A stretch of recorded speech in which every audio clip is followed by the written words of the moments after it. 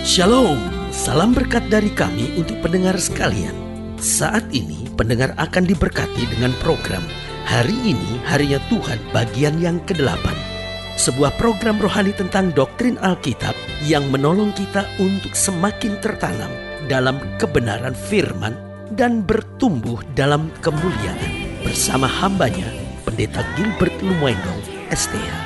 Banyak orang merasa doktrin Alkitab sebagai sesuatu yang membingungkan. Tetapi tahukah saudara bahwa doktrin Alkitab intinya adalah memahami Alkitab dengan benar, dengan pemahaman yang sistematis, sehingga kita terus dapat tertanam di dalam kebenaran firman, sehingga kita terus bertumbuh di dalam kemuliaan Allah.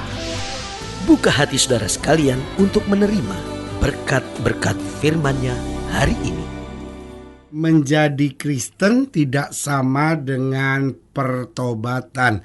Ada banyak orang yang berkata begini, pendeta, itu kan si ini sudah menjadi Kristen, berarti dia sudah bertobat, ya kan? Ada lagi yang berkata bahwa tadinya istrinya tidak Kristen, sekarang dia udah jadi Kristen, udah bertobat dia, ya kan? Atau enggak, itu kan suaminya tadinya bukan Kristen, sekarang kan udah jadi Kristen, udah bertobat dia. Loh, tidak sama. Menjadi Kristen tidak sama dengan pertobatan, karena kita jangan takabur dulu bahwa orang Kristen tidak pasti masuk surga, karena hanya orang-orang yang bertobat. Alkitab berkata, karena begitu besar kasih Allah akan dunia ini, sehingga Ia telah mengaruniakan anak yang tunggal, supaya barang siapa yang percaya. Nah, itulah pertobatan. Ada banyak orang yang menyebut dirinya Kristen, tetapi sebetulnya belum bertobat. Makanya ada banyak orang Kristen tetap kawin cerai. Misalnya ada banyak orang Kristen yang tetap berzina, berselingkuh, melakukan hubungan seks sebelum nikah, hidup dengan berbagai dosa, bahkan narkoba, bahkan hidup dengan hal-hal yang jahat, ya kan? Lalu korupsi dan lain-lain, nyelundup kiri, nyelundup kanan, nipu sana, nipu sini, bohong, gak bisa dipercaya. Karena apa? Karena pertobatan itu yang merubah hidup orang. Makanya menjadi Kristen saya sebut tidak sama dengan pertobatan, karena banyak orang Kristen yang belum bertobat. Nah, pertanyaan kita mungkin kan sederhana ini aja, apa sih artinya bertobat? Nah, bertobat itu berarti menjadikan Kristus sebagai raja dan penguasa atas hidup kita. Makanya Paulus berkata, aku hidup, namun bukan lagi aku yang hidup, tetapi Kristus yang hidup dalam aku. Itulah yang saya beri nama pertobatan. Karena itu selalu saya bilang, bukan hanya orang jahat yang perlu bertobat, bukan hanya penjudi yang butuh bertobat, tetapi orang Kristen pun perlu bertobat, ya kan? Orang-orang yang sudah ada di gereja pun perlu bertobat, sehingga kita sungguh-sungguh menjadikan Kristus sebagai raja dan penguasa atas segala segi kehidupan kita. Ada banyak orang, betul dia udah pelayanan, ya kan, tapi soal bisnis, wah, hidupnya gak karu-karuan. Betul ada banyak orang udah lepas narkoba, ya kan, tapi masih hidup dengan seks bebas. Mungkin ada banyak orang udah lepas narkoba, lepas seks bebas, tapi masih bentak maki orang tuh gak karu-karuan gitu. Nah, pertobatan itu berarti kita jadikan Kristus sebagai raja dan penguasa atas segala segi kehidupan kita, sehingga kita bisa berkata, aku hidup, namun bukan lagi aku yang hidup, tapi Kristus yang hidup dalam aku. Haleluya. Selamat datang dalam program kita hari ini, Harinya Tuhan. Sebuah program rohani yang kembali mengingatkan kepada kita betapa pentingnya kita menjadikan firman Tuhan sebagai dasar keseharian hidup kita. Karena selama kita jadikan firman Tuhan sebagai dasar keseharian hidup kita, langkah-langkah ke depan kita penuh dengan kepastian, kemenangan, berkat, mujizat, dan perkara-perkara yang besar. Haleluya.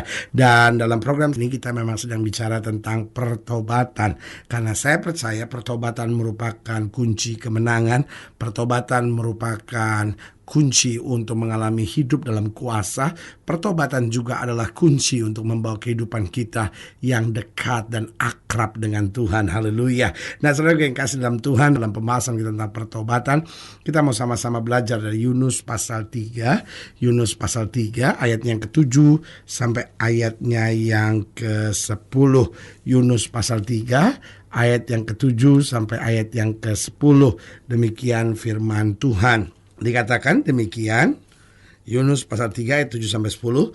Lalu atas perintah raja dan para pembesarnya, orang memaklumkan dan mengatakan di Niniwe demikian: manusia dan ternak, lembu, sapi, dan kambing domba tidak boleh makan apa-apa, tidak boleh makan rumput, dan tidak boleh minum air.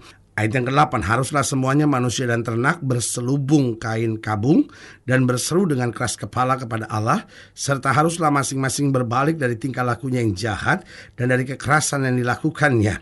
Siapa tahu mungkin Allah akan berbalik dan menyesal serta berpaling dari murkanya yang bernyala-nyala itu sehingga kita tidak binasa. Ketika Allah melihat perbuatan mereka itu, yakni bagaimana mereka berbalik dari tingkah lakunya yang jahat, maka dikatakan menyesallah Allah karena malapetaka yang telah dirancangkannya kepada mereka, dan ia pun tidak jadi melakukannya.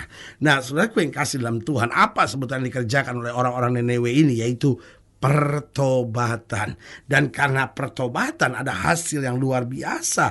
Pertobatan itu mengakibatkan hukuman Tuhan yang sudah siap dijatuhkan itu dibatalkan. Oh, pertobatan itu justru mendatangkan berkat. Pertobatan itu mendatangkan anugerah. Pertobatan itu mendatangkan kuasa kemuliaan Allah luar biasa turun atas bangsa ini, sehingga saudaraku yang kasih dalam Tuhan, tidak ada lagi malapetaka terjadi di Nineve. Nah, dari sini kita mulai belajar apa yang membuat kita bisa bertobat sebetulnya. Yang pertama yang membuat kita bisa bertobat yaitu kesadaran akan dosa.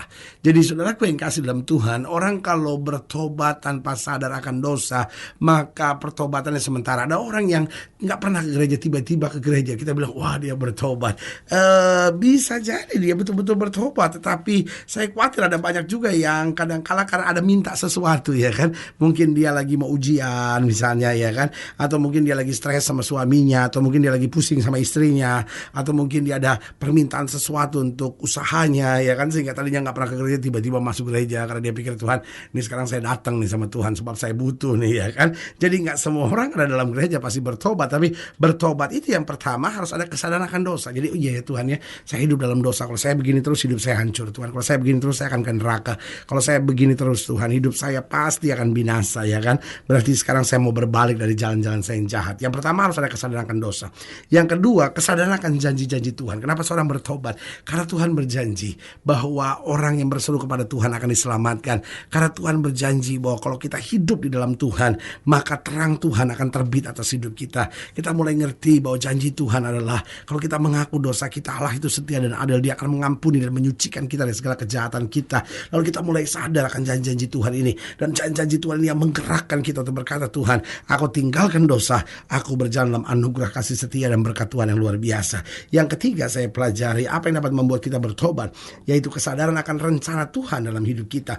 Karena saudaraku yang kasih dalam Tuhan, kita hidup bukan untuk asal hidup. Kita perlu memiliki hidup yang bermakna. Kita perlu memiliki hidup yang berarti, dan Tuhan mau hidup kita berarti. Nah, waktu kita menyadari rencana Tuhan, karena Alkitab bilang, rancanganku mengenai kamu bukan rancangan kecelakaan, tapi rancangan untuk mendatangkan kepadamu hari depan yang penuh harapan. Jadi kalau kita kesadaran dosa-dosa kita sadarkan janji Tuhan, lalu kita mulai sadarkan rencana Tuhan dalam hidup kita, kita ngerti, wah, dunia ini ternyata cuma membawa saya pada kebinasaan. Karena Alkitab berkata, dunia ini sedang lenyap dengan segala kebinasaannya, tetapi orang yang melakukan firman Allah, kata Alkitab, akan tetap hidup sampai selama-lamanya. Waktu kita ngerti rencana Allah ini, baru kita berkata, iya Tuhan, saya nggak bisa hidup dalam dosa terus-menerus. Tuhan, saya nggak bisa hidup begini terus. Saya mesti berbalik, saya mesti menjadikan Yesus yang paling utama dalam hidup saya. Maka saya akan melihat kemuliaan Tuhan nyata dalam hidup saya. Haleluya. Dan yang keempat saya pelajari apa yang dapat membuat kita bertobat, itu kesadaran akan kasih dan kuasa Tuhan.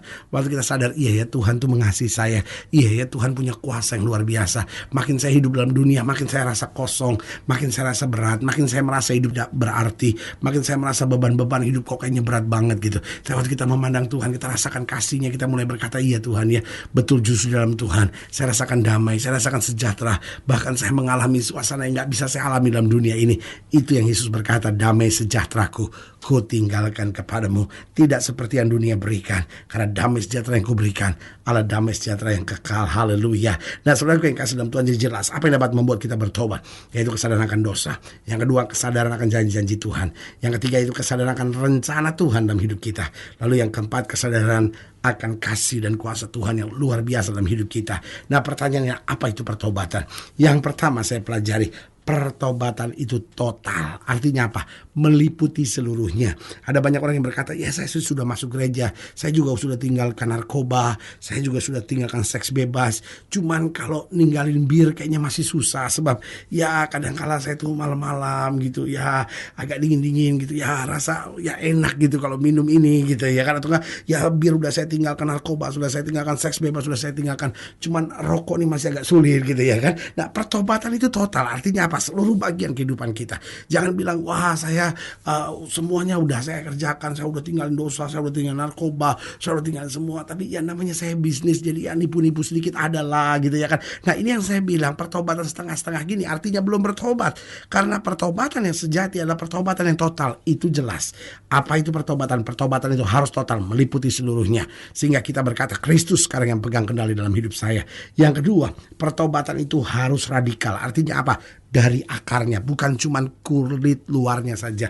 Ada banyak orang kelihatannya bertobat tapi kulit luarnya aja. Artinya apa? Mungkin dia berhenti narkoba ya kan, tetapi mungkin urusan narkoba masih dia jalankan sebetulnya, cuman dia nggak make aja gitu ya kan, karena dia pikir udahlah saya nggak mau make lah gitu. Tapi kalau ya usahanya sedikit-sedikit ya, kenalin orang kesini-sini ya masih jalanin lah gitu ya kan. Mungkin ya udah nggak pergi ke dukun nyembah sana nyembah sini udah enggak lagi, tapi baca-baca bintang masih lah gitu ya kan. Ini yang saya bilang luarnya tapi enggak sampai akar. Radikal itu dari akar-akarnya. Kita berkata, Tuhan mulai sekarang aku lepaskan segala sesuatunya, aku jadikan Yesus yang paling utama dalam hidup saya. Dan yang ketiga, yang terakhir, pertobatan itu harus kekal. Artinya apa? Sampai selama-lamanya. Jangan cuma emosionalnya aja gitu, suasana lagi asik gitu, suasana lagi enak gitu, ya udahlah saya mau bertobat lah gitu. Tapi kalau ada badai lagi, ada masalah lagi, aduh Tuhan saya udah gak kuat gitu. Jadi saudara gue yang kasih dalam Tuhan, apa itu pertobatan? Pertobatan harus total. Yang kedua harus radikal. Dan yang ketiga harus kekal. Sekali kita bertobat, selama-lamanya kita jadikan Yesus yang paling utama dalam hidup kita. Haleluya. Saudara gue yang kasih dalam Tuhan, jika sedang ingin dilayani lebih jauh, hubungi kami melalui telepon, hubungi kami melalui surat, kunjungi website kami, karena kami ada untuk membawa Bapak Ibu Saudara senantiasa lebih dekat pada Tuhan dan mengalami kasih kuasa mujizat yang luar biasa. Haleluya. Secara khusus melalui program ini juga saya mau berdoa buat setiap orang yang sakit, setiap orang yang berbeban berat, karena saya percaya bahwa bagi Allah tidak ada perkara yang mustahil. Dan saudara yang didoakan secara khusus boleh taruh tangan kanan saudara di dada, dan kita akan berdoa. Mari kita berdoa.